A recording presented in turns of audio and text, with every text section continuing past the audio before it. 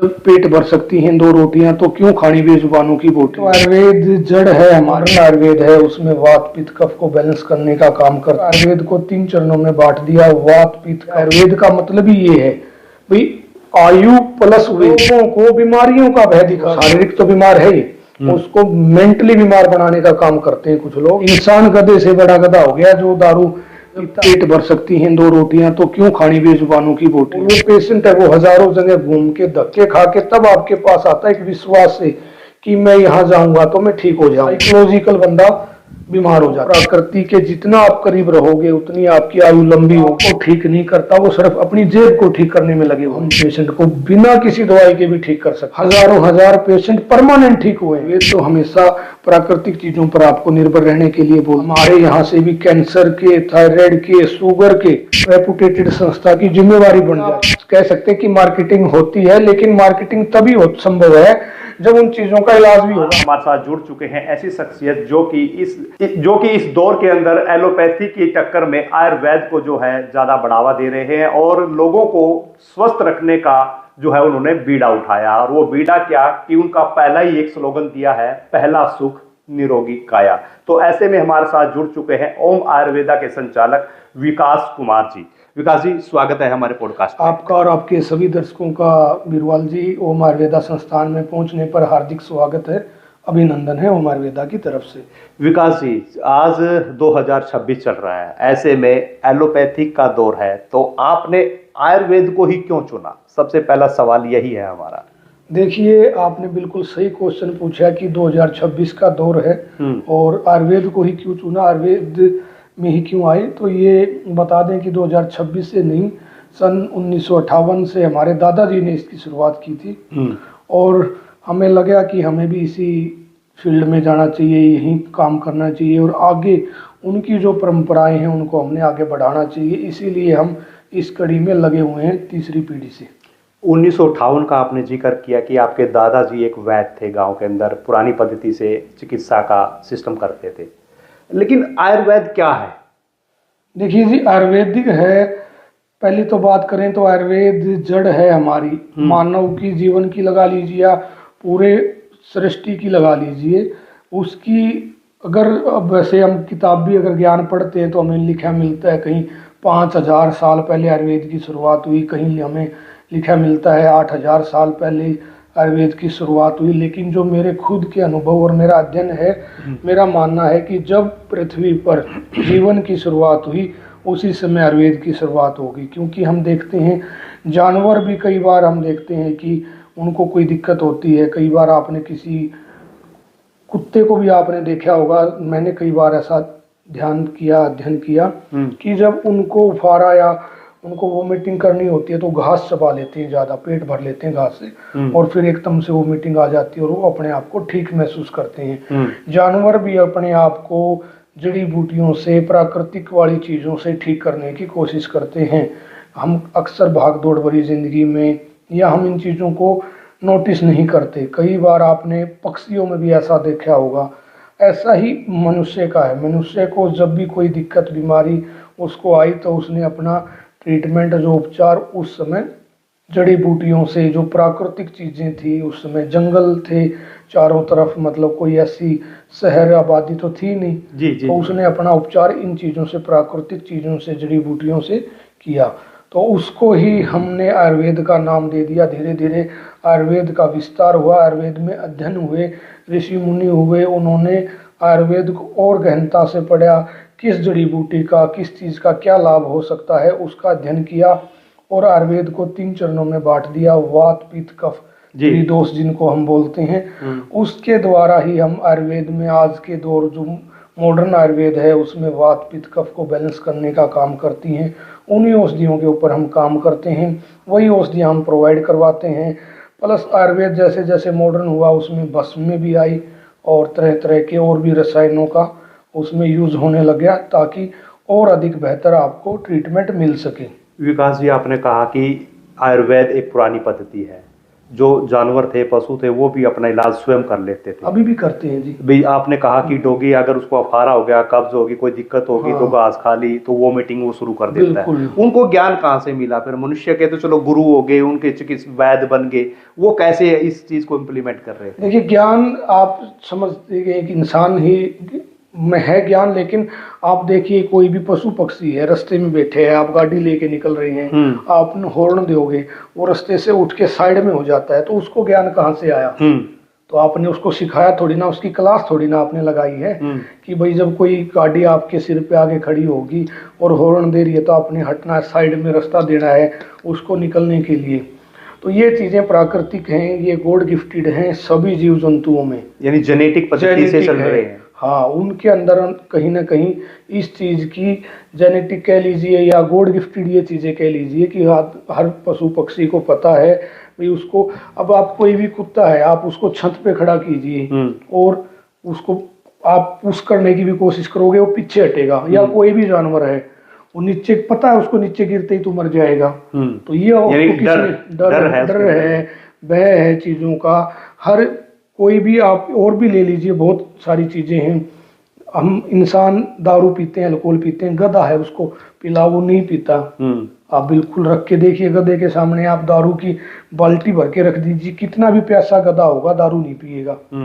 अब उसको पता ये चीज बीमार करती है। बस ये हम कह सकते हैं कि इंसान गधे से बड़ा गधा हो गया जो दारू पीता, अपने शरीर को खराब करता है। दूसरे जीव जंतु बहुत हैं ऐसे कि वो उसको टच भी नहीं करेंगे। अब इसमें एक चीज और भी ऐड हो सकती है विकास जी, इसमें बात आती है कि जो जानवर होते हैं वो सिप सिप करके पानी को पीते हैं अपनी जीभ से या जुबान से, और इंसान जो है गिलास भरा और एकदम से पी गया, क्या चेंजिंग है वो? हाँ, वो आप ये तो नॉर्मल है, ये बातें चलती भी हैं कि भाई अगर इंसान जीभ से या सिप सिप करके अगर पानी पीता है तो वो उसमें हमारी लार मिक्स होती है, पानी धीरे धीरे हमारे पेट में जाएगा, उससे हमारा डाइजेशन इंप्रूव होगा। लेकिन हम एकदम अगर पानी का टक्के पिएंगे तो सीधा हमारे मास्टर पे डलेगा, जिससे हमारे जॉइंट्स में भी दिक्कत रहती है। आजकल हम देखते हैं कि जॉइंट्स के बड़े पेशेंट हमारे पास आते हैं, हम उनको मना भी करते हैं कि एकदम पानी नहीं पीना, खड़े होकर कोई भी लिक्विड चीज़ आपने नहीं लेनी। तो उसका मेन कारण यही होता है कि जो एकदम आपकी शरीर की जो अग्नि होती है, जिसको हम जठर अग्नि भी बोलते हैं, अगर वो आपके पेट की एकदम कोई चीज़ आपके शरीर में जाती है तो जाहिर सी बात है नुकसान करती है, कोई भी फायदा करने की बजाय। अब यहाँ भी हम कहीं भी मान लो बैठे हैं, अब हमने गर्मी ले रहे हैं या ठंड ले रहे हैं, एकदम से अगर हम इस रूम का टेम्परेचर बढ़ा दें तो हमें एकदम से गर्मी महसूस होगी और हम असहज हो जाएंगे यहाँ बैठने के लिए। लेकिन अगर उसको ही हम धीरे धीरे धीरे धीरे टेम्परेचर बढ़ाएंगे तो हम काफ़ी देर तक अपने आप को मेंटेन भी रख लेंगे और थोड़ी देर में हमारी बॉडी शायद उस टेम्परेचर को सहन करने लायक भी हो जाए और हमें पता भी ना लगे। तो ये हमारा शरीर अंदर से है। अगर आप शरीर को एकदम से कोई चीज़ दोगे तो शौक की तरह उलेगा। अगर शरीर को धीरे धीरे धीरे धीरे धीरे आप हैबिट कोई चीज़ की बना लेते हैं तो वो जाहिर सी बात है कि वो आपको इतना नुकसान नहीं देती चीज़ें। विकास जी, अक्सर सुनने में आता है कि जब भी कोई पशु जानवर बीमार होता है वो खाना पीना छोड़ देता है और 2-3 दिन में रिकवरी हो जाती है, क्या ये बात सही है? बिल्कुल, बहुत सारे जीव जंतुओं को आप देखते हैं। देखिए, जो भी जीव जंतु हैं जो पालतू हैं, चलो उनके लिए तो हम डॉक्टर वगैरह अरेंज कर लेते हैं, लेकिन जो जंगली जानवर हैं उनको कौन डॉक्टर मिलता है? वो भी तो जीते हैं, उनकी नेचुरल लाइफ जीते हैं। वो आप देखते हो बीमारियों से बहुत कम मरते हैं जंगली जानवर। बिल्कुल। उसका भी रीजन यही है कि वो प्रकृति के जितना आप करीब रहोगे उतनी आपकी आयु लंबी होगी। हाँ, ये है कि एक जीवों के बीच में बैलेंस बनाने के लिए एक जीव दूसरे जीवों को खाता है जंगलों में, उससे मरते हैं। लेकिन आपने कभी नहीं सुना होगा कि जंगल के जानवर कोई बीमारी से मर गए, महामारी से मर गए। अगर ऐसा हुआ भी होगा तो वो कहीं ना कहीं इंसान ने ही वहाँ कोई ऐसी बीमारी या गंदगी छोड़ी होगी जिससे उनको ऐसा हुआ होगा। यानी आपदा का इलाज है उनके पास? बिल्कुल, आपदा का नहीं, अपने शरीर की बीमारी का इलाज उनके पास है। आपदा तो इंसान ही उनको देता है और आपदा का इलाज तो जानवरों के पास कहाँ होगा जब इंसान ही आपदा उनको देता है और इंसान के पास इलाज नहीं है उस चीज का। बिल्कुल बिल्कुल। अच्छा विकास जी, आयुर्वेद और एलोपैथी में क्या डिफरेंस है? देखिए जी, आयुर्वेद है जो प्राकृतिक जड़ी बूटियों से, प्राकृतिक चीजों से जो आपका ट्रीटमेंट करे, और एलोपैथ है जो आधुनिक रसायन से, आधुनिक विज्ञान से और सर्जरी के माध्यम से जो आपका इलाज करे वो एलोपैथ है। और यही दोनों में डिफरेंस है। लेकिन कहीं ना कहीं हम देखते हैं भाई एलोपैथ की भी रिक्वायरमेंट पड़ती है। अगर मान लो किसी का एक्सीडेंट हो जाए, दुर्घटना हो जाए, तो उसको सर्जरी की नीड है। और सर्जरी में जो आधुनिक जो मतलब ये बोल लीजिए, वैसे आयुर्वेद में भी सर्जरी है और होती भी है, लेकिन जो सर्जरी का जो आधुनिक मॉडर्न साइंस में एलोपैथ ने जो तरक्की की है वो आयुर्वेद ने अभी तक उस लेवल पे नहीं की। तो इमरजेंसी में हम हमेशा एलोपैथ की तरफ ही भागते हैं। लेकिन अगर आपको परमानेंट इलाज करवाना है, लंबा इलाज थोड़ा चलता है, लेकिन वो आपको अगर ये है कि भाई कोई बीमारी है, लाइलाज बीमारी जिसको हम बोल सकते हैं, उसका इलाज आपको आयुर्वेद में ही मिलेगा, क्योंकि वो चीज़ों को जड़ से ख़त्म करती है, आपकी बीमारी को जड़ से ख़त्म करती है।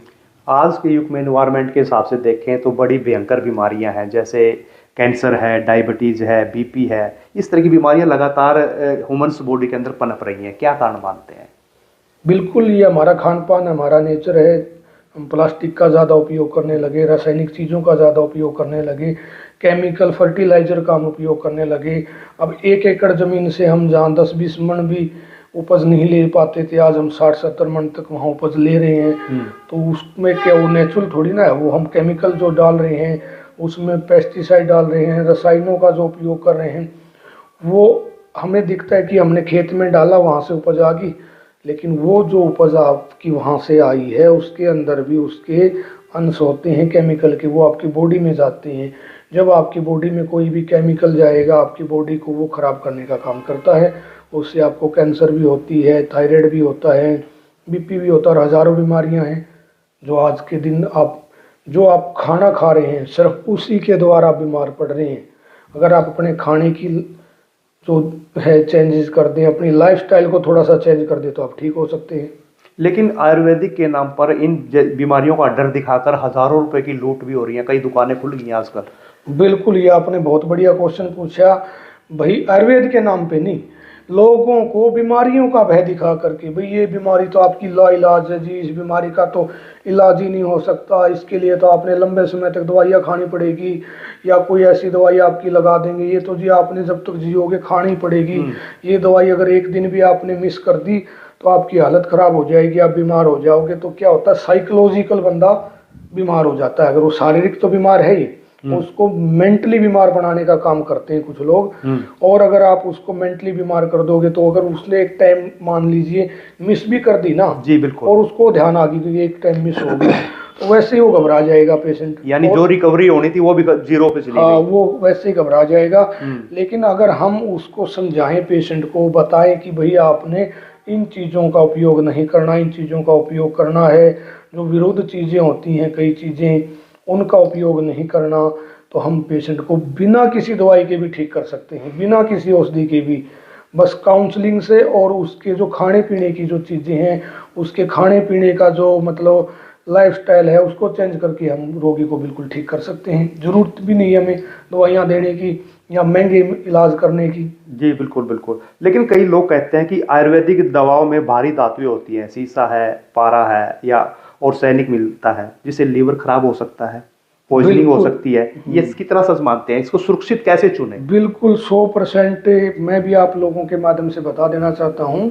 जब अज्ञानी लोग होते हैं, जिनको आयुर्वेद के बारे में कुछ पता नहीं, भस्मों के बारे में कुछ नॉलेज नहीं है, भस्म का भय भी वो नहीं जानते, और वो भस्में देने लग जाते हैं, वो ऐसी ऐसी धातुएं आपको दे देते हैं जिससे आपकी लीवर किडनी फेलियर होने के 100% चांस होते हैं। देखिए, ये तो सुरक्षित माध्यम पेशेंट को खुद ही चुनना है।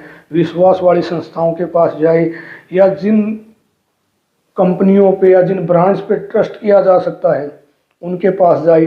अब हम भी, जैसे ओम आयुर्वेदा संस्थान है, इतना बड़ा संस्थान है, लेकिन हम भी काफ़ी भस्में, जो हमसे भी अलग संस्थान है, जो जिनका काम ही सिर्फ भस्में तैयार करने का है, उनसे तैयार करवाते हैं सारी चीज़ें। देखिए, एक कोई भी व्यक्ति है या कोई भी संस्था है, वो सारी चीज़ खुद प्रोड्यूस नहीं कर सकती, ये समझना भी होगा। ये कोई ईगो की बात नहीं है, हर चीज़ आप खुद नहीं प्रोड्यूस कर सकते, आपको दूसरे साथियों की भी जरूरत पड़ती है जो आपके क्षेत्र में बेहतरीन काम कर रहे हैं। और चुनिंदा चीज़ें आप जहाँ से बेहतर जो चीज़ें होती हैं वो कलेक्ट करने का काम आयुर्वेदा करता है, जो आप लोगों के शरीर के लिए भी बेटर होती हैं, क्या आपके स्वास्थ्य के लिए भी बेटर होती हैं। विकास जी, क्या माप तोल का कोई पैमाना होता है? बिल्कुल, माप माप तोल का पैमाना होता है, टॉक्सिन स्टडी होती है जो आपने बात पूछी, और उस भस्म का, उस धातु का आपके शरीर पे जाके क्या इफेक्ट पड़ेगा, उनकी सारी स्टडी, उनकी सारी रिसर्च रिपोर्टें होती हैं, और सालों साल उनका अध्ययन करने के बाद वो आप लोगों पे यूज होती हैं। ऐसा नहीं है कि कोई भी प्रोडक्ट आज तैयार हुआ और वो आज का आज हमने किसी को, पेशेंट को देना शुरू कर दिया। ये मूर्ख लोग हैं, जो अज्ञानी लोग हैं, जो एक दूसरे को देख के भाई आयुर्वेद में के नाम पे, जिसने कमाई करनी है, जिसने इलाज नहीं करना लोगों का, उसने देखा कि ये संस्थान यहाँ खुला है, ये अच्छा चला हुआ है, उसकी नकल में कोई छोटी मोटी दुकान साइड में लगा ली, भाई भूला बिसरा एक दो ग्राहक तो तेरे पास भी आ ही जाएगा, दिमाग में ये होता है उनकी। बिल्कुल बिल्कुल। लेकिन ये चीज आपने छोड़नी है, कोई ग्राहक का नहीं है, यहाँ आपने सेवा करनी है मरीजों की। ये कोई कपड़े की या परचून की दुकान नहीं है कि एक आपका धोखे से किसी के पास चला गया, टूट गया, आपने उसको ग्राहक के तौर पे नहीं लेना, उसको अपने परिवार के सदस्य के तौर पे लेना है। और वो पेशेंट है, वो हजारों जगह घूम के धक्के खा के तब आपके पास आता है, एक विश्वास से कि मैं यहाँ जाऊंगा तो मैं ठीक हो जाऊंगा जी। लेकिन अगर वहां भी उसको धोखा मिलता है तो उसका फिर आयुर्वेद से विश्वास उठता है, उसको लगता है भी आयुर्वेद भी ऐसा ही है। हमारे पास बहुत लोग आते हैं, जी मैंने देसी दवाई खाई, जी मैंने फलानी आयुर्वेदिक दवाई खाई, जी किसी ने कोई पुड़िया दे दी, किसी ने कोई चूर्ण दे दिया, किसी ने कोई एलोपैथ मेडिसिन मिक्स करके दे दी।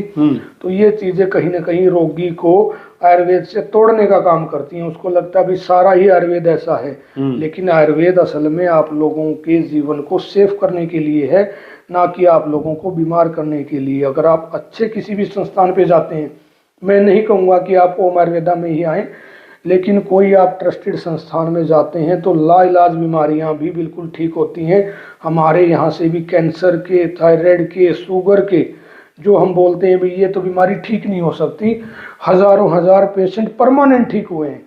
उनकी हमने अपने इंस्टाग्राम चैनल, जैसे हमारा ओम आयुर्वेदा नाम से काफ़ी फेमस इंस्टाग्राम पेज है, हमने उनकी वीडियो भी डाल रखी है।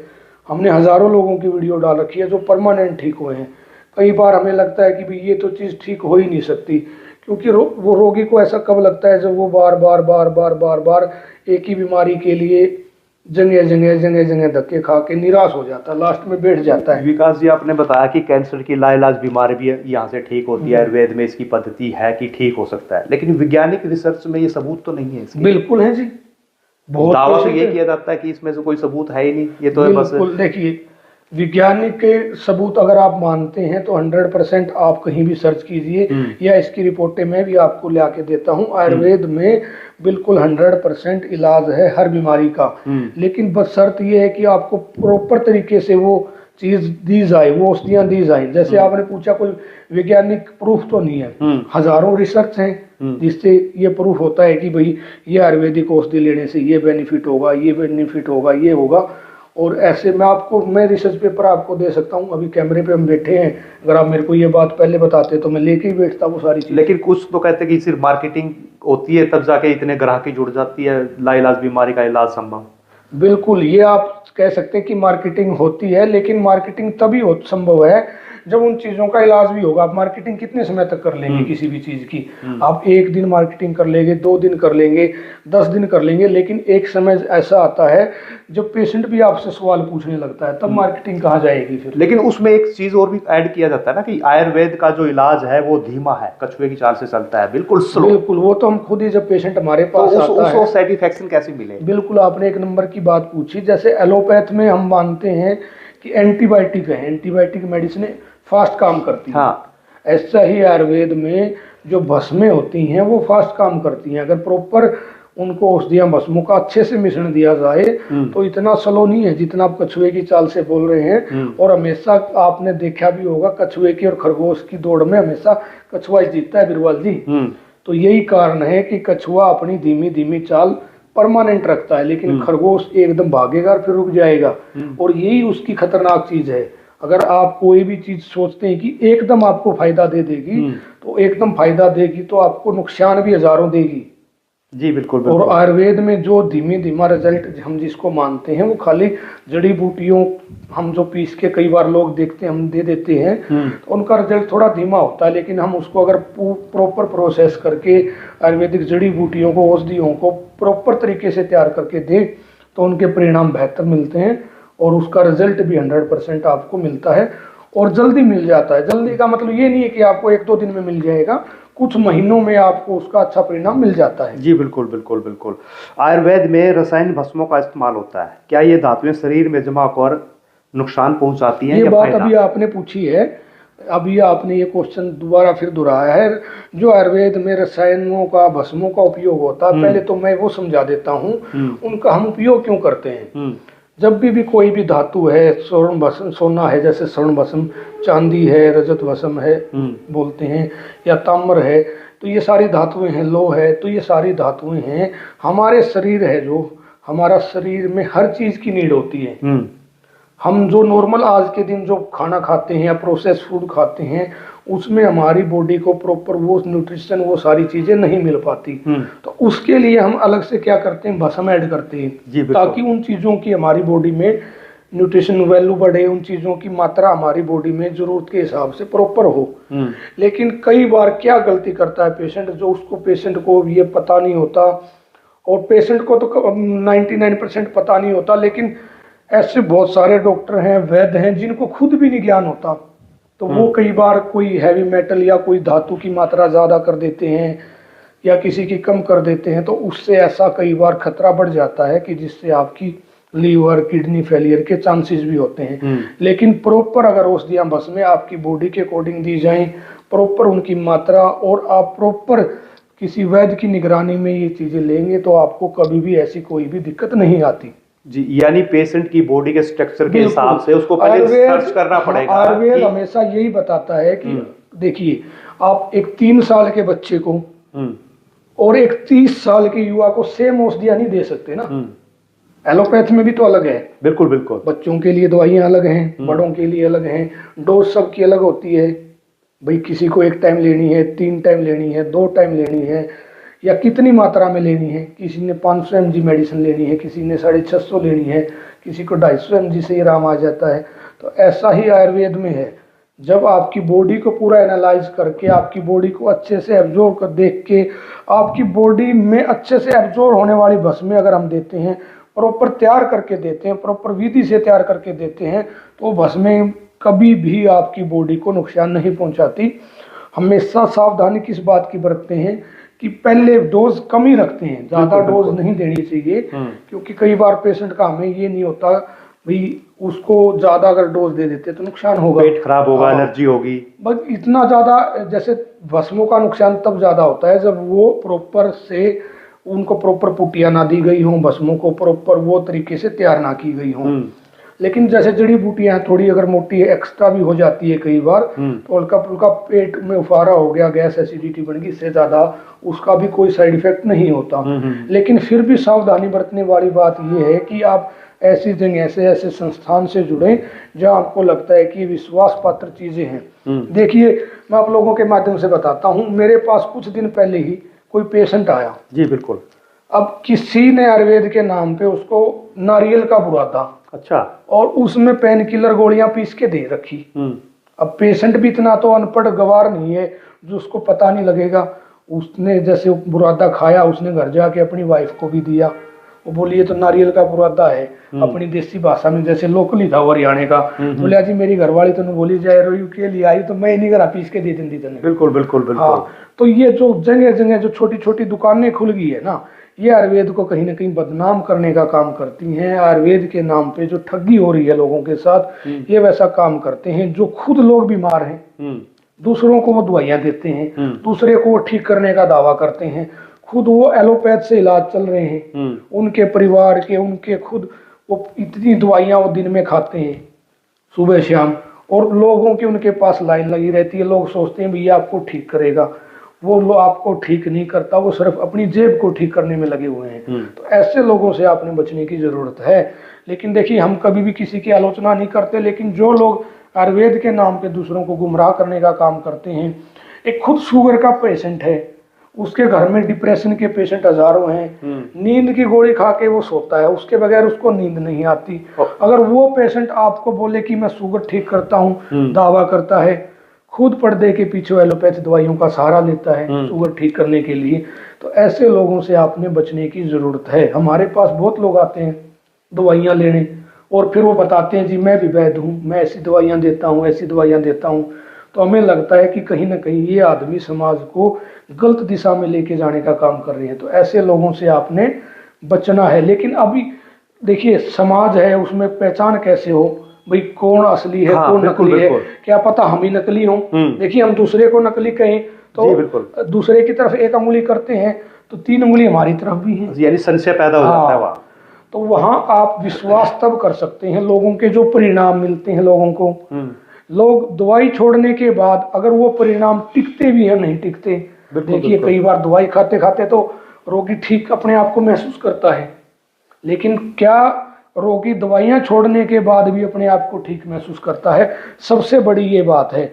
और देखिए 100% तो आप किसी को भी संतुष्ट नहीं कर सकते, 100% तो लोग भगवान से भी संतुष्ट नहीं है, लेकिन वहां आप ये देखिए कि परिणाम किसके बेहतर हैं और कौन सी चीजें आपको वेल लगती हैं, कानूनी तरीके से भी वो चीजें सही लगती हैं नहीं लगती हैं, उनके ऊपर कोई रिसर्च हुई है, उनके पास कोई लीगल अथॉरिटी है नहीं है।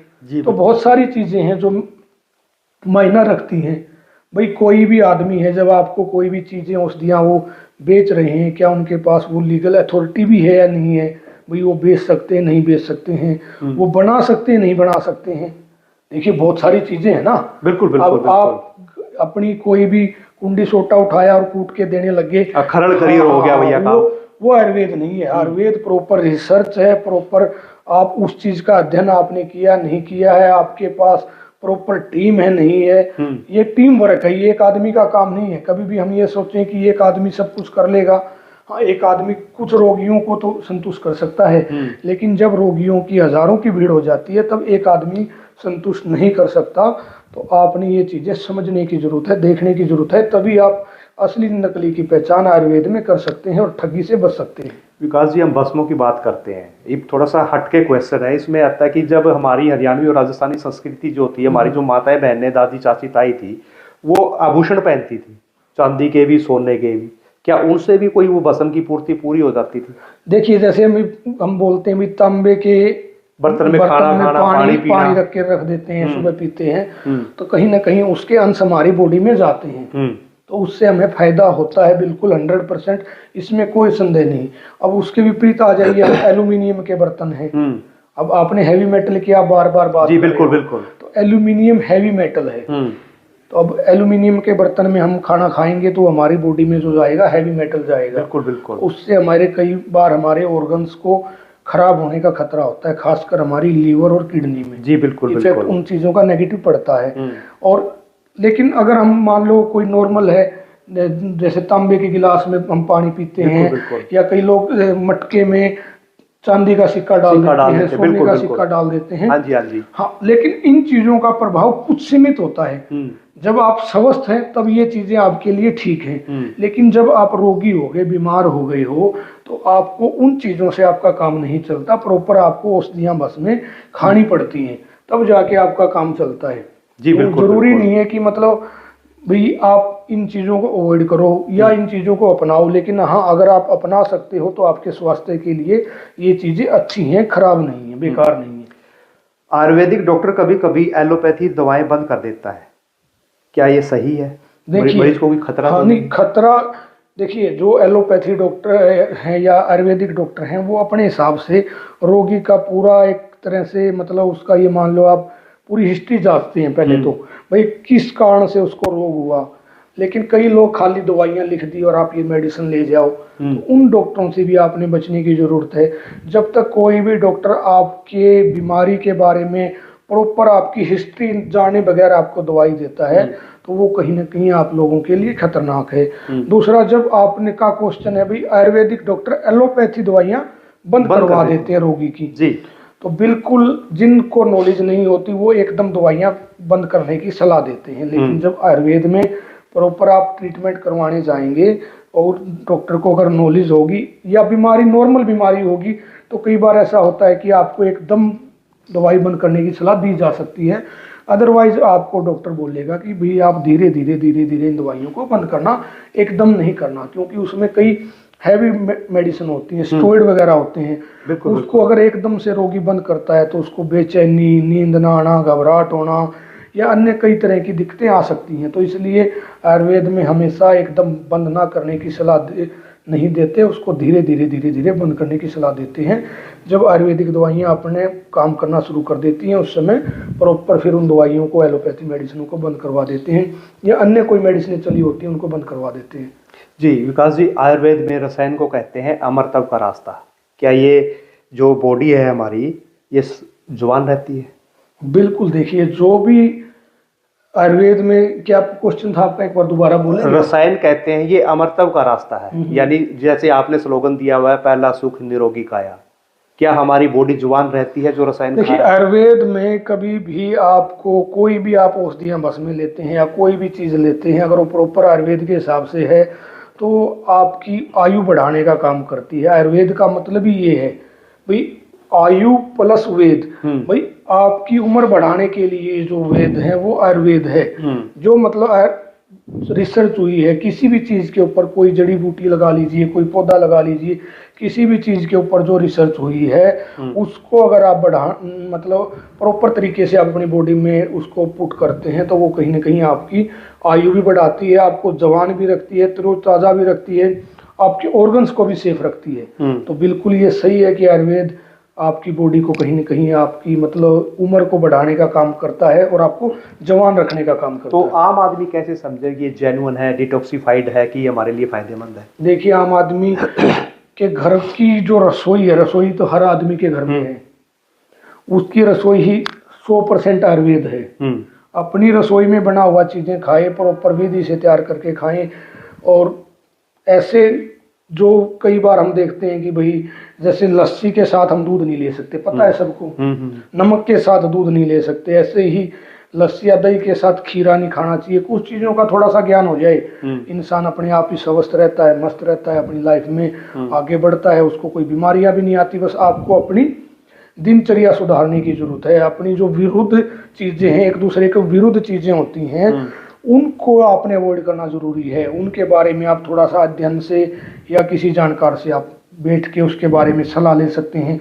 या कोई चीज आपके शरीर को नुकसान देती है, मान लीजिए ज्यादा दूध पीने से ही आपको गैस, एसिडिटी, तेजाब या बदहजमी होती है, तो आप दूध को अवॉइड कर सकते हैं। जरूरी नहीं है कि कोई चीज मेरे लिए फायदेमंद है वो आपके लिए भी फायदेमंद होगी। तो इसलिए समझने की जरूरत ये है कि आपने अपनी बॉडी के अनुरूप चलना है, दूसरे के अनुरूप नहीं चलना। मैं आपने रास्ता मेरे को दिखाया, मैंने आपके रास्ते पे नहीं चलना, मैंने अपने रास्ते पे चलना है। अपना रास्ता खुद चूज करना है। और अपना रास्ता खुद चूज कब करेंगे? जब हमें अपने शरीर के बारे में ज्ञान होगा, अनुभव होगा। हम कई बार रोगियों को पूछते हैं, रोगी हमसे आके पूछते हैं भाई किस चीज के परहेज करने हैं। बीमारी के अकॉर्डिंग तो हम उनको परहेज बताते हैं। दूसरा हम उनको ये बताते हैं कि आपको जिस चीज से एलर्जी है, जिस चीज से आपको दिक्कत है, वो चीज आपने नहीं खानी पीनी। कई बार किसी रोगी को अल्कोहल से दिक्कत होती है, अल्कोहल पीते ही स्वेलिंग आना या वोमिटिंग होना या अन्य कोई दिक्कतें होना, फिर भी वो अनाड़ीपने में पीते हैं। तो आप ऐसा ना करें ना। जिस चीज से आपको दिक्कत है, परेशानी है, उस चीज को आपने अवॉइड करना है। किसी को कोलेस्ट्रॉल होता है, क्या उसको दूध पीना चाहिए? बिल्कुल, अगर आपको कोलेस्ट्रॉल है और आप व्यायाम कर सकते हैं तो आप गाय का दूध पी सकते हैं, कोई दिक्कत नहीं है। लेकिन हाँ, अगर आप सोचते हैं कि भी कोलेस्ट्रॉल भी आपका बढ़ा हुआ है, आप दूध भी पीते रहें, घी भी खाते रहें और आप व्यायाम भी ना करें तो आपके लिए खतरनाक है। आपको हार्ट की प्रॉब्लम आएगी ही आएगी। विकास जी, मार्केट में चलता है कि सर्दियों के अंदर च्यवनप्राश खाएं, वो कहते हैं कि इम्यूनिटी का राजा होता है।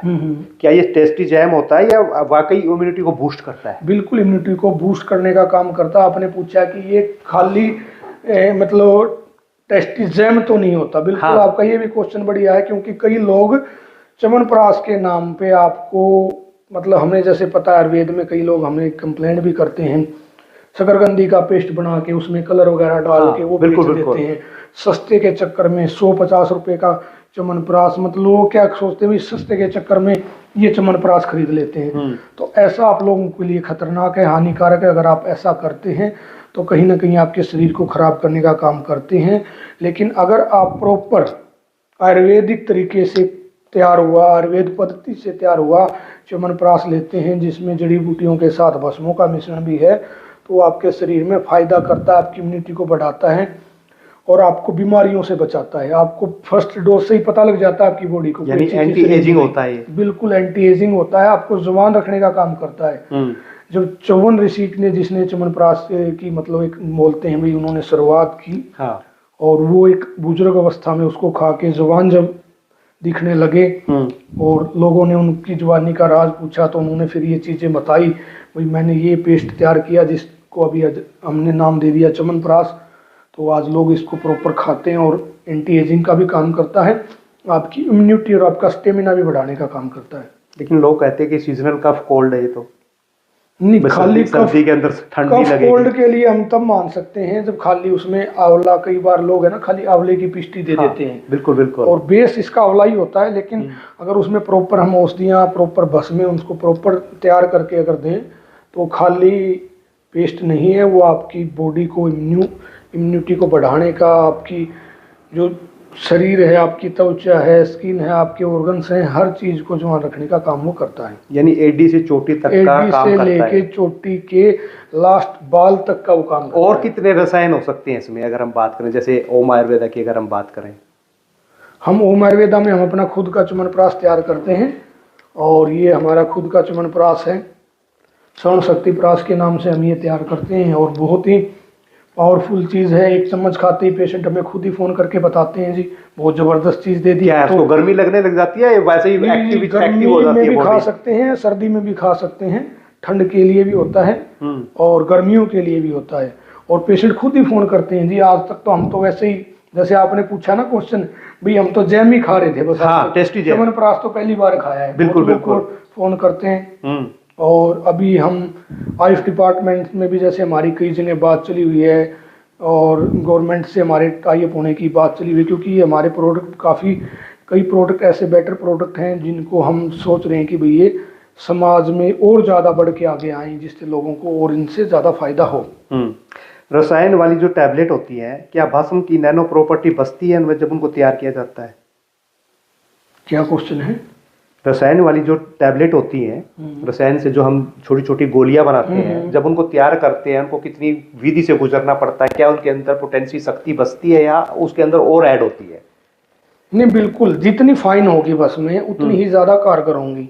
हम देखते हैं कि कई बार लोग प्रॉपर बस में तैयार नहीं करते या कोई भी है तरीके से तैयार नहीं करते, वो हमारे लीवर में किडनी को फेलियर करने का काम करती है। लेकिन जितनी ज़्यादा हम फाइन करेंगे, फाइन का मतलब है उसको हम जितनी ज़्यादा पुट्टियाँ देंगे। आपने देखा होगा कि ये 100 पुट्टी की भस्म है, ये 1000 पुट्टी की भस्म है। 100 पुट्टी की भस्म सस्ती है क्योंकि उसमें जो कॉस्टिंग है उसकी कम आई है, लेबर कॉस्ट भी कम आई है।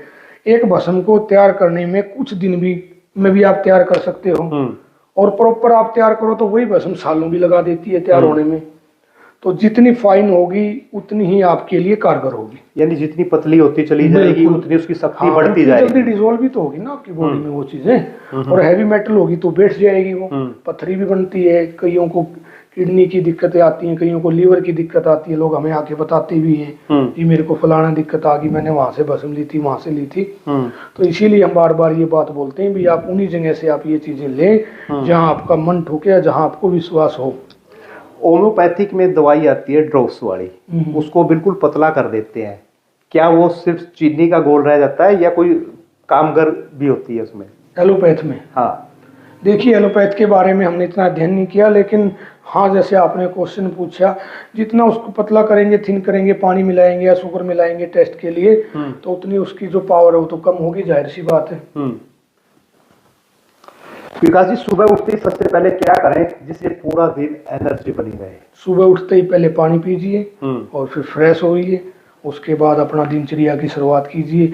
नहाने से लेके खाने पीने तक सात्विक भोजन रखिए और अपने काम पे लग जाइए। बिल्कुल एनर्जेटिक खुद को फील करोगे आप। और सुबह उठते ही अगर पेट ही नहीं साफ हुआ तो कहाँ की एनर्जी, फिर पूरा दिन आपका पेट के अंदर ही ध्यान रहेगा और पेट में आपका दिमाग पूरा दिन निकल जाएगा। गैस, एसिडिटी, बेकार पूरा दिन रहेगा। तो इसलिए सबसे पहले उठते ही पानी पी के एक ही बार में जो फ्रेश हो गया, उससे अच्छा जीवन किसी का नहीं है। सुबह उठे, आपने पानी पिया ताज़ा ताज़ा और फ्रेश हुए, उसके बाद अपना और जो आपकी दिनचर्या उसकी शुरुआत कीजिए, आपको पूरा आनंद आएगा। रात में सोने से पहले 1 या 2 काम कभी ना करें, वरना उम्र जल्दी घट जाती है। ऐसा क्या काम है? देखिए, सोने से पहले बहुत सारे काम हैं, ऐसे ना कीजिए। एक तो जो आजकल के युवा हैं वो गलत जो काम करते हैं, गलत एक्टिविटीज़ करते हैं सोने से पहले, उन चीज़ों से आपकी आयु घटती है। वो समझदार हैं, वो खुद ही समझ जाते हैं इन चीज़ों को। और दूसरा, हम जो गलत चीज़ों का खान पान करते हैं, हैवी चीज़ें खा के सोते हैं, वो भी गलत हैं। तो ऐसी चीज़ों का उपयोग ना करें। रात को तो खाना खाना ही नहीं चाहिए आपने। दिन ढलने से पहले पहले आप खाना खाइए, दूध पिए जी, या जो भी है आपने करना पहले कीजिए। लेकिन अगर आप रात को देर रात, लेकिन यहाँ तो 10 बजे खाते हैं। हाँ, तो वो गलत है, वो आपकी उम्र भी घटाएगा। और जो युवा हैं जो गलत एक्टिविटीज़ करते हैं वो भी ना कीजिए। नींद कितनी जरूरी है? 8 घंटे की नींद कम से कम जरूरी है। आपका मस्तिष्क, आपका दिमाग, आपका मन 7-8 घंटे की अगर आप नींद लेते हैं तो प्रॉपर आप स्वस्थ रहते हैं, आपकी आयु भी बढ़ती है। जी। डायबिटीज, थायराइड, बीपी जैसी बीमारियों में सबसे तेज असर करने वाली घरेलू आयुर्वेदिक चीज कौन सी है जो रोज इस्तेमाल कर सकते हैं? मेथी यूज कर सकते हैं आप।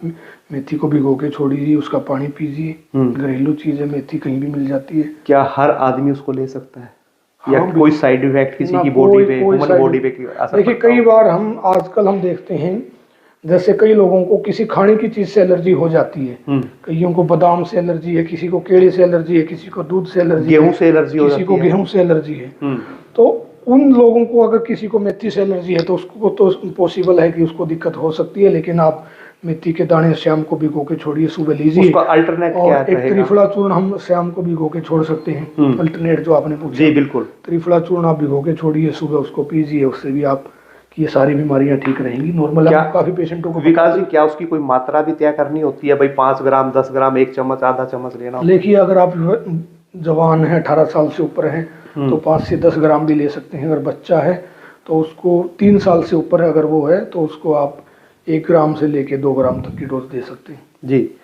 अभी आपने एक सवाल का वो दिया था कि आयुर्वेद से कैंसर का इलाज संभव है। कितने केस आपने देखे हैं जो 3-4 की स्टेज पे भी इसका फायदा हुआ हो? देखिए, बहुत पेशेंट हमारे पास आते हैं, हमने काफ़ी वीडियो भी डाली हुई है। एक पेशेंट तो पीछे हमारे पास यहाँ लोकली थे, सफीदों के पास, मुआना गाँव, हम दूर भी नहीं जाते। उनको कीमो की सलाह दे रखी थी, उनको बता रखा था आपको गले में कैंसर है, उनको ट्यूमर था गले में। उन्होंने जहाँ भी वो मतलब किसी भी हम हॉस्पिटल का नाम लेते वहाँ गए, तो वो गवर्नमेंट में भी गई, प्राइवेट में भी गई। और उनके छोटे बच्चे थे, उनको बहन थी वो, तो उनको लगा कि भाई इससे तो हमारा मतलब परिवार भी खत्म हो जाएगा, कहीं मैं बचूंगी ना बचूंगी, और घर में कोई कमाने वाला भी नहीं रहेगा, क्योंकि उनके हस्बैंड भी थोड़ा सा पहले से ही मतलब अल्कोहलिक थे। तो उनकी हमारे पास से 3 महीने औषधियाँ चली, हमने उनकी वीडियो भी डाली हुई है और वो बिल्कुल ठीक हो गए। यानी इलाज संभव है, वहां से लौट के आ सकता है बंदा? बिल्कुल जी, बिल्कुल। और कई लोग हमारे पास आते हैं, कोई 4th स्टेज में आता है, कोई मतलब जिनको जवाब भी दिया होता है। बहुत सारे ऐसे रोगी हैं जो बिल्कुल स्वस्थ होकर ठीक होकर यहाँ से जाते हैं। यहाँ से नहीं, और भी आयुर्वेदिक संस्थान हैं जो ठीक करने का दावा ही नहीं करते, ठीक भी करते हैं पेशेंट को। लेकिन कुछ देशों में, जैसे हम जो चीज भस्म हम तैयार करते हैं, कुछ देशों में उनके लिए एक चेतावनी आ जाती है, उसका मापदंड के लिए वो आती है। क्या भारत में भी ऐसा है? नहीं, देखिए, आपने जो देशों की बात की, हम हर देश में आज के दिन औषधियाँ भस्म भेजते हैं, विश्व की हर कंट्री में हम भेजते हैं। उनमें जो दिक्कतें परेशानियां आती हैं, उसका आने का मुख्य कारण है कि वो प्रॉपर चीजें आइडेंटिफाई नहीं कर पाते कई आयुर्वेद वाले। भाई इसमें क्या आप दे रहे हैं, क्या भेज रहे हैं, तब वो दिक्कत आती है, तब वो उस चीज को रोकते हैं। अगर आप पूरी उसमें आइडेंटिफाई करके इंग्रेडिएंट्स पूरे उसमें मात्रा में लिखा होता है, लिख के भेजते हैं, प्रॉपर आप उस पे बिल लगा के भेजते हैं, प्रॉपर आप प्रिस्क्रिप्शन लेटर बना के भेजते हैं, तो सीधा हम रोगी तक भी मेडिसिन भेजते हैं और रोगी लेते हैं और ठीक होते हैं। और कोई भी सरकारें हैं, कोई भी वर्ल्ड में कोई भी गवर्नमेंट है नहीं रोकती, क्योंकि वो चीज़ें। लेकिन कई बार लोग आयुर्वेद के नाम पे कोई गलत चीज़ भेज देते हैं, नाप शनाप चीज़ें भेज देते हैं। कई लोग तस्करी के माध्यम से कोई गलत चीजें भेज देते हैं, नशे की कोई चीज भेज देते हैं, बिल्कुल तो बिल्कुल। उन पे तो रोक लगेगी। या आपको कोई आप चीज भेज रहे हैं, कोई भी संस्था है, अगर उसको यही नहीं पता इसके अंदर क्या है, तो उसको जाहिर सी बात है वो रोकेंगे। विकास जी, अक्सर देखा जाता है कि डब्बे के ऊपर बाहर इंग्रेडिएंट्स, उसमें 16 तरह के इंग्रेडिएंट्स लिखे हुए हैं कि हमने इस च्यवनप्राश में इतनी चीजें डाल रखी हैं, जब उसकी टेस्टिंग आती है उसमें मिलती 4 ही है। बिल्कुल, आपने बहुत बढ़िया क्वेश्चन पूछा। कई हैं ऐसी संस्थाएं जो ऐसा काम करती हैं, लेकिन जो ट्रस्टेड संस्थाएं, मैं बार बार आपको बोलता हूं, उनके सारे प्रोडक्ट वेल टेस्टेड होते हैं, बार बार उनके ऊपर अध्ययन होता है, और जब बार बार किसी चीज़ के ऊपर अध्ययन होगा तो उसकी क्वालिटी बढ़ती है, ना कि कम होती है। अगर उसमें 16 लिखे हुए हैं तो अगली बार उसमें 17 डलेंगे, और 17 ही लिखे होंगे, 4 नहीं डलेंगे। ये एक रेपुटेटेड संस्था की जिम्मेवारी बन जाती है। खुद ही हमें लगता है कि भाई हम इन चीज़ों को और ज़्यादा इम्प्रूव करें। कोई भी जब अपने नाम के ऊपर कोई भी संस्था काम करती है, नाम को बढ़ाने के लिए कोई संस्था काम करती है, तो मैं नहीं मानता कि वो किसी चीज़ में कटौती करेगी, क्योंकि लोग आज के दिन समर्थ हैं हर तरह से, वो पैसा उस चीज़ के लिए खर्च कर सकते हैं। और जब कोई भी रोगी है या कोई स्वस्थ भी आदमी है, वो भी आयुर्वेद का सहारा लेता है और अधिक स्वस्थ होने के लिए, या आपने जैसे बार बार हम बात कर रहे हैं अपनी शरीर को जवान रखने के लिए, तरोताज़ा रखने के लिए, या कोई सेक्सुअल प्रॉब्लम है उनके लिए, तो संस्था का भी जिम्मेवारी बनती है कि उसको बेस्ट से बेस्ट चीज़ें दी जाएं। यानी मैं कहूँ कि मैं अभी 100 साल तक जिंदा रहना चाहता हूँ, तो मैं क्या लाइफ स्टाइल क्या चेंज करूँ जिससे मैं फायदा हो? अपनी जो आपकी दिनचर्या है, आपका आहार है, उसमें आप बदलाव करके आप 100 साल आराम से जी सकते हैं। और आज के दिन भी हम 100 साल ही जीते हैं, लेकिन आपने देखा होगा हम बॉडी एज निकालते हैं, आपने चेक की हो तो ये चीज BMI, हाँ, body mass index, body age हम निकालते हैं। बिल्कुल बिल्कुल। तो उसमें 20 साल का लड़का की जो बॉडी एज है वो 60 साल हो जाती है। तो वो है तो 20 साल का, लेकिन उसने अपने जीवन के 60 साल जी लिए 20 साल की उम्र में। वो कैसे? उसका जो खान पान गलत हुआ, जो उसकी गलत दिनचर्या हुई, जो उसने मतलब अपने शरीर के ऊपर ध्यान ना दे के अनाप शनाप चीजें अपने शरीर में डालते रहे, उसके कारण से वो 20 साल की उम्र में ही 60 साल के जैसे हो गए, यानी डस्टबिन बन गया और वो गल गया। बिल्कुल। उनके पास फिर बचे 40 साल, जीतते वो भी 100 साल से हैं, उससे भी ज्यादा जी जाते हैं, लेकिन वो अपने 100 साल 20-30 साल में पूरे कर जाते हैं। कोई 40 साल में पूरा कर लेता है, कोई 50 साल में। तो इस चीज को समझने की जरूरत है। आपने अपने शरीर को 100 साल ही जीवित रखना है, तो जिस साल में आप प्रवेश कर गए हैं उस साल से आप 1-2 साल कम लगने चाहिए, ज़्यादा नहीं लगने चाहिए, तब आप वहाँ तक पहुँच सकते हैं। लेकिन इसमें एक और भी आता है, तो हमने खान पीन पे अपना ध्यान दे लिया, हमने आयुर्वेदिक मेडिसिन ले ली, हमने अपने रसोई का सिस्टम ले लिया, घरेलू तरीके से भोजन करना शुरू कर दिया, लेकिन जो हवा है, वातावरण है, उसमें वो स्वस्थ कैसे रहेगा? बिल्कुल, आपने बहुत बढ़िया क्वेश्चन पूछा भी, हर चीज़ चेंज कर देगा, वातावरण को कैसे चेंज करेगा? हाँ। तो ये पॉसिबल है। गवर्नमेंट में हम जैसे ही तो लोग हैं ना, जैसे आपने पीछे देखा लॉकडाउन लग गया, कितना हमारा एनवायरनमेंट साफ हो गया था। बिल्कुल बिल्कुल। बहुत दूर, हम एक गांव से दूसरे गांव तक के भी हमें मकान बिल्कुल बिल्कुल दिखने लगे थे, या खेत बिल्कुल साफ दिखने, नदियों के पानी साफ हो गए थे। बिल्कुल। तो ऐसी ही कोई हमें चीज लेके आने की जरूरत है समाज के लिए कि भाई जी इस दिन ट्रैफिक नहीं चलेगा, इस दिन फैक्ट्रियां बंद रहेंगी। तो इन चीजों पे हम निश्चित तौर पे फिर थोड़ा सा प्रभाव डाल सकते हैं, और कहीं ना कहीं अपने वातावरण को, और जो ग्लोबल वार्मिंग का जो हम देख रहे हैं, हमारी धरती का जो टेम्परेचर भी बढ़ता हुआ जा रहा है, बिल्कुल बिल्कुल। ग्लोबल वार्मिंग का भी खतरा बढ़ गया है, हमारे ग्लेशियर पिघलना शुरू हो गए हैं, समुद्र का जल स्तर बढ़ गया है। तो इन चीज़ों को हम रोक सकते हैं, तभी रोक सकते हैं जब हम इन चीज़ों पर वास्तव में अमल करें। और ये कोई एक सिंगल इंसान के बस की बात नहीं है, ये गवर्नमेंट की और प्लस हमारी जो हम सबकी जिम्मेदारी। हाँ, सब अपनी जिम्मेवारी समझ के अगर काम करें तो पॉसिबल है। एलोपैथी और आयुर्वेद को लेकर आपका क्या स्टैंड है? क्या दोनों साथ चल सकते हैं या एक दूसरे के विरोधी हो सकते हैं? नहीं, विरोधी बिल्कुल नहीं है। एलोपैथी आयुर्वेदिक साथ चल सकते हैं, लेकिन प्रॉपर क्या है, जैसे आपने अगर आपकी एलोपैथ मेडिसिन भी चली हुई है, अगर आप सोचते हैं भाई आयुर्वेदिक मेडिसिन भी मैं चलाऊं, तो उसमें गैप की जरूरत है। दूसरा, कई चीज़ें ऐसी हैं जो आयुर्वेद में आपको नहीं मिलती। जैसे मैंने आपको पहले बताया भी, आपको कोई इमरजेंसी हो जाए, कोई दुर्घटना आपके साथ हो जाए, तो आपको एलोपैथ में जाना पड़ेगा सर्जरी के लिए या कोई भी इंस्टेंट इलाज के लिए। फिर आपको आयुर्वेद का भी अगर आप सहारा लेना चाहते हैं जल्दी रिकवरी के लिए, आप फिर उस दौरान आयुर्वेद का सहारा ले सकते हैं। तो हमारे पास बहुत लोग आते हैं भाई जिनका कोई लिगामेंट टूट गया है, उसको आयुर्वेद कैसे ठीक करेगा, उसका ऑपरेशन होगा।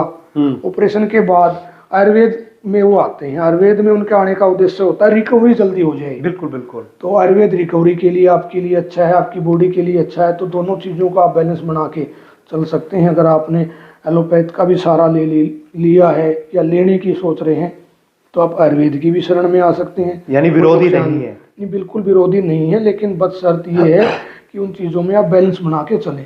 जी, आपने अब तक सबसे मिराकुलर रिकवरी देखी है? ये वो क्या केस था जो सिर्फ एक दवाई से ही उपाय हुआ हो? कैसे? कोई चमत्कार ऐसा हुआ हो, कोई ऐसा केस आया हो कि आपने दवाई दी और वो ठीक रिकवरी कर गया? बहुत पेशेंट, एक पेशेंट हाल फिलहाल का ही है मेरे पास में, जैसे हमारा हिसार भी संस्थान है, हिसार ब्रांच में आए। वो बुजुर्ग हैं काफ़ी और उनको पैरालाइज हुआ था, उनकी बॉडी एक साइड की काम नहीं कर रही थी और उम्र के कारण उनके बाल भी सफ़ेद हो गए थे, स्किन भी उनका कलर जैसे ब्लैक से हो गया था। लकवा लगने के बाद उनका हमने इंटरव्यू भी डाला हुआ है, उनके बाल भी काले हो गए। अचंभे की बात हमें लगी, उनका जो रंग बिल्कुल काला पड़ गया था, उनका जो फेस डैमेज काला हो पड़ गई गया थी था। स्किन हाँ, ऊपर से बिल्कुल वो ऐसा हो गया कि इतना तो मैं मतलब भूरे कह लीजिए या गोरे कह लीजिए, मैं जवानी में भी नहीं था, उन्होंने खुद बताया। और जो उनकी ब्लॉकेज थी वो भी ठीक होगी, चलने फिरने भी लग गई, सारी चीज़ें ठीक हो गई। हमें भी कई बार लगता है। एक पेशेंट, एक ऐसा ही पेशेंट था मेरा, उसको व्हील चेयर पे लेके आए थे और व्हील चेयर पे भी मतलब उसको उठा के लेके आए थे, उसमें खुद में हिम्मत नहीं थी कि वो मतलब व्हील चेयर पे भी चल सके। और 15 दिन के बाद ही मैंने उसका चमत्कार देखा कि वो पेशेंट दूसरे पेशेंट को लेके मेरे पास आया, बोला जी मैं तो ठीक हो गया। और कौन सी दवाई कारगर हुई उसके लिए? ये आयुर्वेदिक दवाइयाँ हैं जी, हम उनको नॉर्मल जो भी हम औषधियाँ बस में तैयार करके देते हैं। कोई अलग से नहीं दिया कुछ ट्रीट? अलग से तो सभी को अलग से ही देते हैं, उनकी बॉडी के अकॉर्डिंग देते हैं, जिसको जिस चीज़ की नीड है वही देते हैं। एक पेशेंट था मेरा, एक डॉक्टर की मदर थी, वो 15 दिन की मेडिसिन लेके गई। वो मेरे नॉन है, उनसे मेरी रूटीन में बात भी होती रहती है। तो मैंने उनसे जैसे पूछा कि भाई माता जी का भी कैसा स्वास्थ्य है, तो उनकी भी बात मेरे को थोड़ी सी मतलब अच्छी भी लगी, मन पे ये हुआ कि खुद पे भी प्राउड हुआ। तो वो बोले कि जी माता जी तो 15 दिन की दवाई में ही बिल्कुल स्वस्थ हो गई। मैं कहा जी बहुत बढ़िया है। तो मैं कहा उनको 1 महीने की तो आपने खिलानी चाहिए थी मेडिसिन। बोले जी माता जी तो ये बोली कि मैं तो आधी तो तभी ठीक हो गई थी जब उस डॉक्टर ने मेरे हाथ पकड़िया नब्ज देखी थी। अच्छा। हाँ, और आधी 15 दिन की दवाई में ठीक होगी। बोला जी जरूरत ही नहीं है, वास्तव में वो ठीक हो गई, कोई मजाक में नहीं, उन्होंने बोला वास्तव में बिल्कुल ठीक हो गई। तो ऐसा हमें कई बार लगता है पेशेंटों के साथ, मतलब हमारे अनुभव होते हैं और ऐसे अनुभव हमारे डेली के हैं, ये नहीं कि एक अनुभव है, ऐसे खुद अनुभव पेशेंट्स ने खुद शेयर किए हैं। हमने हज़ारों हजार वीडियो पेशेंट के अनुभव की बनाई हुई है। और कई बार लोग ये सोचते हैं कि ये तो सभी की वीडियो बनाते हैं, कई लोगों के, कई पेशेंटों के मन में मैं उसी पे आ रहा था कि जितने भी पेशेंट आ रहे हैं कि वीडियो बना रहे हैं, उनसे व्यूज ले रहे हैं, ये अपनी पब्लिसिटी कर रहे हैं। बिल्कुल ऐसा नहीं है जी। हम जो पेशेंट खुद आके बोलता है भाई जी मेरा ये अनुभव आया जी, मेरी वीडियो डालो बना के। अच्छा। और 1-2 बार 3-4 बार भी जो पेशेंट बोलता है तब जाके हम वीडियो बनाते हैं। ना यहाँ किसी की हम आते ही कोई वीडियो बनाते, ना किसी की बिना अनुमति के वीडियो बनाते। पेशेंट के बार बार बोलने पे, खुद बोलने पे हम उसकी वीडियो डालते हैं। ऐसे तो हमारे पास लाखों पेशेंट आते हैं, लेकिन हमने हजारों पेशेंटों की वीडियो बनाई है। हमने लाखों करोड़ों पेशेंटों की वीडियो नहीं बनाई।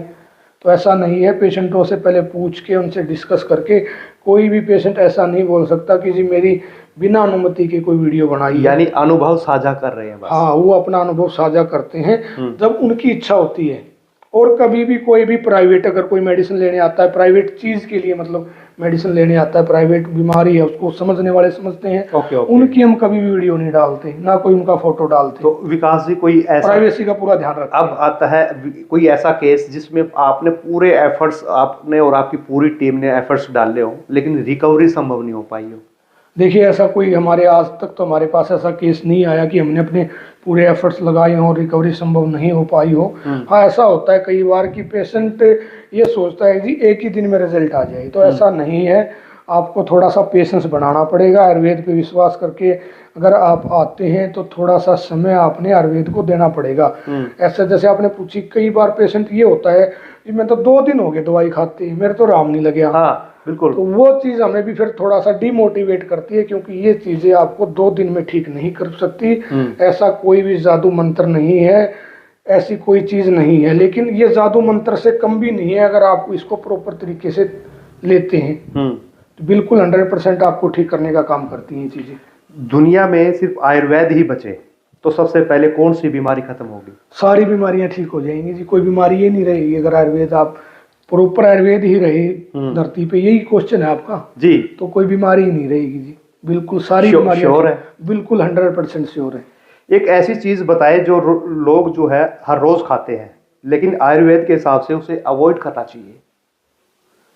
बहुत सारी चीजें हैं जी ऐसी तो जो हम रोज खाते हैं। एक आध जो भी आपकी नजर में हो। जैसे हम चाय पीते हैं, कोल्ड ड्रिंक पीते हैं, फास्ट फूड खाते हैं, ऐसी चीजें हैं जो आयुर्वेद के हिसाब से, क्या आपको भी पता, लोग जो देख रहे हैं उनको भी पता ये गलत है, लेकिन हम रूटीन में ये चीजें खा रहे हैं, पी रहे हैं। या कोई भी प्रोसेस फूड खाते हैं, पैकेट बंद कोई भी प्रोडक्ट खाते हैं, और मेरे हिसाब से किसी की लाइफ भी ऐसी नहीं होगी दिन में एक बार तो पैकेट बंद चीज वो जरूर खाता होगा। उसमें जो प्रिजर्वेटिव डलते हैं वो कहीं ना कहीं आपकी बॉडी को खराब करते हैं, तो उन चीजों से आपने बचना है। तो आयुर्वेद इन चीज़ों के खिलाफ है कि आप प्रोसेस फूड ना खाएं, पैकेट बंद चीज़ें ना खाएं, तली मिर्च मसाले वाली चीज़ें ज़्यादा ना खाएं, और अल्कोहल का सेवन ना करें। तो बड़ी इंडस्ट्री में तहलका मच जाएगा इन चीज़ों से। अगर हर आदमी आयुर्वेद की तरफ हो गया तो इन चीज़ों को कौन लेगा? इंडस्ट्रियां भी उसके माध्यम से उन चीज़ों को मतलब तैयार करना शुरू कर देंगी। अब आप देख रहे हैं पीछे जैसे हम पूछते थे भाई मतलब ये एक ऐड भी चली थी कि आपके टूथपेस्ट में नमक है। हाँ। पहले जो कंपनियां उस चीज़ को अवॉइड करती थी तो ये चीज़ें कहीं ना कहीं आपके शरीर को खराब कर देगी, नमक आपके दांतों को खराब कर देगा, ये वो। जब उनको समाज को जिस चीज़ की नॉलेज होती है फिर उनकी मजबूरी भी बन जाता है कंपनियों की, और उनको पता भी होता है भी ये चीज़ कहीं ना कहीं आपको फ़ायदा करेगी तो कंपनियां भी सेक्टर में आ जाएंगी। कोई ऐसी बात नहीं है। विकास जी, नॉन वेज और प्योर वेज आयुर्वेद में सच्चाई क्या है? आयुर्वेद कभी भी नॉन वेज को तो बढ़ावा देता ही नहीं। नॉन वेज तो कहीं ना कहीं देखिए, जब पेट भर सकती हैं 2 रोटियां तो क्यों खानी बेजुबानों की बोटियां, तो वो भी तो कहीं ना कहीं जीव है। आयुर्वेद तो हमेशा प्राकृतिक चीज़ों पर आपको निर्भर रहने के लिए बोलती है, और आप कभी भी कोई जीव हत्या ना करें, जीव का मांस ना खाएं, जीव को ना खाएं। आयुर्वेद तो हमेशा से इन चीज़ों के खिलाफ है। प्योर वेज को ही आयुर्वेद बढ़ावा देती है, जो आपका क्वेश्चन है। दही, चीनी, दूध, नमक कॉम्बिनेशन सच में जहर है? बिल्कुल। आप देखते हैं कितने रोगी हैं जो इन चीज़ों का उपयोग करते हैं और वो बीमार होते हैं। चीनी तो वास्तव में ही जहर है। बहुत सारे घरों में तो चीनी का उपयोग ही बंद हो गया है। देख रहे हैं देसी खांड है या अन्य चीज़ों से, गुड़ शक्कर है, उसके माध्यम से वो काम कर रहे हैं। मार्केट कहीं ना कहीं चीनी की, अभी कमर्शियल मार्केट में तो चीनी बची है। कोई बड़ा इवेंट करते हैं, प्रोग्राम करते हैं लोग, अब वहाँ भी अवॉइड करने लगे हैं चीनी को। सबसे पावरफुल रसायन क्या है? सबसे पावरफुल जो आप खुद भी लेते हैं, सच बताना। ये आपने भी पूछा च्यवनप्राश है, तो सबसे पावरफुल रसायन च्यवनप्राश ही है। शिलाजीत है, च्यवनप्राश है, जो विकास जी खुद ले रहे हैं। मैं तो देखिए कोई प्रॉपर, मैं अभी आपको ये कोई बेचने के माध्यम से या कोई भी नहीं, बेचने के माध्यम नहीं, बॉडी को अपने एक्टिव रखने के लिए। बिल्कुल, मैं च्यवनप्राश भी लेता हूँ, अपना खुद तैयार किया हुआ, अपनी औषधियाँ भस्में जो हम तैयार करते हैं अपनी बॉडी के अकॉर्डिंग, जो मेरी बॉडी की वास्तव में नीड है, बिल्कुल वो चीजें मैं लेता हूँ। बिल्कुल वास्तव में लेता हूँ, और जो लोग मेरे को जानने वाले उनको पता भी है जी। कई बार हम यहाँ बैठे होते हैं संस्थान में तब भी लेते हैं, लेकिन ज़रूरी नहीं है कि हम कंटिन्यू लेते हैं। जब भी हमें कोई नीड होती है और किसी चीज़ की बॉडी में हमें लगता है भी इस चीज़ लेनी चाहिए, और प्रॉपर वो पूरा कोर्स करके फिर हम उसको बंद भी कर देते हैं। जी। ओम आयुर्वेदा लोगों को आयुर्वेद से जुड़ने के लिए क्या पहल कर रहा है? फ्यूचर का कोई बड़ा प्लान? देखिए, हम सरकार के साथ मिलके भी, जैसे हमने पीछे हरियाणा पुलिस के साथ मिलके नशा मुक्ति अभियान में उनका साथ दिया। हम चाहते हैं कि जो युवा है वो खराब ना हो, नशे पते की तरफ ना जाएं, केमिकल स्टोर से बचें। पंजाब के इतने युवा साथी हमारे पास आते हैं जिन्होंने केमिकल स्टोर से, जिनकी बॉडी खराब होगी, जिनको कोई दिक्कतें आ गई शरीर में। अभी हमारा कई बार जो केमिकल स्टोर बेचने वाले हैं लोग हैं, उनको हमारी ये बातें कई बार बुरी लगती है, भाई ऐसा क्यों बोल रहे हैं। लेकिन देखिए, आप खुद जो चीज़ नहीं खा सकते, जो चीज़ आप खुद अपनी बॉडी में नहीं डाल सकते, अपने बच्चों के शरीर में नहीं डाल सकते, वो चीज़ आप दूसरों के बच्चों के शरीर में, दूसरों के शरीर में क्यों डाल रहे हैं। बिल्कुल बिल्कुल। हमारा क्वेश्चन हमेशा उनके साथ यही होता है। जो चीज़ हम यहाँ आयुर्वेदा, ओम आयुर्वेदा में बेचते हैं, कोई भी हमारा प्रोडक्ट है, हम अपने घर के सबसे छोटे बच्चे से लेके और सबसे बड़े बुजुर्ग तक और युवा सभी को हम वो चीज़ खिला सकते हैं, उनका कोई साइड इफेक्ट नुकसान है ही नहीं। जब हमारे अंदर ही कैपेसिटी नहीं है कोई चीज़ खाने की और हम दूसरे को वो चीज़ बेच रहे हैं तो हम गलत है ना। जी बिल्कुल बिल्कुल। लेकिन जब हम वो चीज़ खुद भी खा सकते हैं, अपने बच्चों को भी खिला सकते हैं, अपने घर के बुजुर्गों को भी खिला सकते हैं, उस चीज़ के बारे में पूरी रिसर्च, पूरी अनुभव के बाद, तो कहीं ना कहीं हम कॉन्फिडेंट हैं उस चीज़ के प्रति। तो हमारा विश्वास है उस चीज़ के प्रति, तभी हम वो चीज़ दूसरे को देते हैं। फ्यूचर में क्या नया करने वाले हैं? फ्यूचर में बहुत अच्छी अच्छी चीज़ें लेके आने वाले हैं। कोई एक वाक्य साझा करना चाहते हो? अभी योगग्राम की शुरुआत कर दी है और बहुत बड़ा योगग्राम सफीदों और जींद के आसपास हम तैयार करना अभी शुरू कर दिया है और वो लेके आने वाले हैं फ्यूचर के लिए। और आपके माध्यम से एक बात और मैं बता देता हूँ वीरवाल जी, आपने हमारी देखा होगा, रसोई भी देखी होगी संस्थान में। बिल्कुल बिल्कुल। ओम आयुर्वेद एकमात्र ऐसा संस्थान है, मैं मानता हूँ पूरे विश्व में, भाई पेशेंटों को तो आप देखा होगा, आपने खाना खिलाते हैं। बिल्कुल बिल्कुल। ओम आयुर्वेद निःशुल्क पेशेंटों के साथ भी जो अटेंडेंट आते हैं, उनके साथ जो उनके परिवार वाले आते हैं, उनको भी निःशुल्क खाना देता है, पेशेंट को भी निःशुल्क खाना देता है और पेशेंट की इच्छा अनुसार खाना देते हैं निःशुल्क। बिल्कुल बिल्कुल बिल्कुल। रहने की ठहरने की सुविधा निःशुल्क देते हैं। देखिए, कोई जेब भरना, अपना पैसा कमाना, ये आपका उद्देश्य जब तक रहेगा, जब तक आप जीवन में तरक्की नहीं कर सकते, क्योंकि ये जीवन आप लोगों को एक बार मिला है, ये जीवन खत्म हो जाएगा। लेकिन जो आपकी यादें हैं, जो आपने समाज के लिए जो काम किए हैं, वो जीवन भर याद रहेंगे। तो मेरा मानना है, ये लोग जो देख रहे हैं इस बारे में रिसर्च करके बता भी सकते हैं, कोई भी धरती पे पूरे विश्व में ऐसा संस्थान दूसरा नहीं है जो प्राइवेट संस्थान हो और जो रोगियों को भी खाना निःशुल्क दे और रोगियों के साथ आने वाले उनके अटेंडेंट को भी खाना निःशुल्क दे। और दूसरी बात मैं आपको बता देता हूँ, रोगी मेडिसिन ले ना ले उससे भी कोई फर्क नहीं पड़ता। भाई कोई मेडिसिन लेने आया है, नहीं लेने आया है, कोई खाली पूछने आया है, उनके लिए भी निःशुल्क खाने की व्यवस्था और उनके साथ आए हुए लोगों के लिए भी सात्विक साफ सुथरा भोजन बिल्कुल निःशुल्क हम उनको खिलाते हैं। और ये गुरु नानक जी के चिन्ह कदमों पर हम, वैसे तो उनके चरणों की धूल मात्र भी हम नहीं है, लेकिन उनसे हमें ये प्रेरणा मिली कि हमें समाज सेवा करनी चाहिए, लोगों को खाना खिलाना चाहिए। जब कोई भी आपके पास भूखा प्यासा कोई व्यक्ति आता है तो आपका फर्ज बनता है, क्योंकि जब आप अपने परिवार के लिए, हर इंसान वही 2 रोटियां खाने के लिए दिन रात भटकता है, दिन रात काम करता है, मेहनत करता है, और जब आप सक्षम हैं किसी को खिलाने में तो आपने खिलाना भी चाहिए। जी जी जी। तो विकास जी, हमसे बात करने के लिए आपका बहुत बहुत धन्यवाद। आपका भी और आपके सभी दर्शकों का